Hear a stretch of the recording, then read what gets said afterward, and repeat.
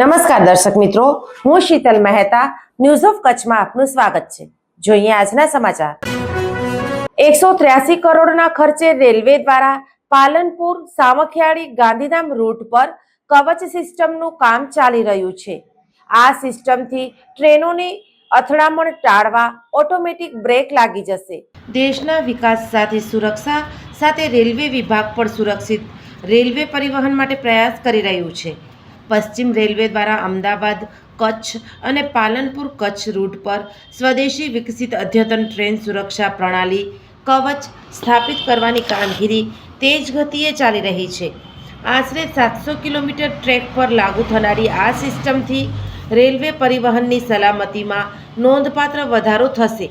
રેલવેના સૂત્રો મુજબ અમદાવાદ પાલનપુર સામખિયાળી સેક્શનમાં 410 કરોડના ખર્ચે તથા પાલનપુર સામખિયાળી ગાંધીધામ રૂટ પર 182.81 કરોડના ખર્ચે કામ ચાલી રહ્યું છે। કવચ સિસ્ટમ ટ્રેનો વચ્ચે અથડામણ ટાળવા માટે આપમેળે બ્રેક લગાડે છે, જેના કારણે અકસ્માતની સંભાવના લગભગ નાબૂદ થાય છે। તાજેતરમાં ગાંધીનગર કેપિટલ કલોલ વચ્ચે કરાયેલ ટ્રાયલમાં સિસ્ટમ સંપૂર્ણપણે સફળ રહી હતી। બે ટ્રેનોને એક જ ટ્રેક પર નજીક લાવવામાં આવતા જ આપમેળે બ્રેક લાગી ગઈ હતી।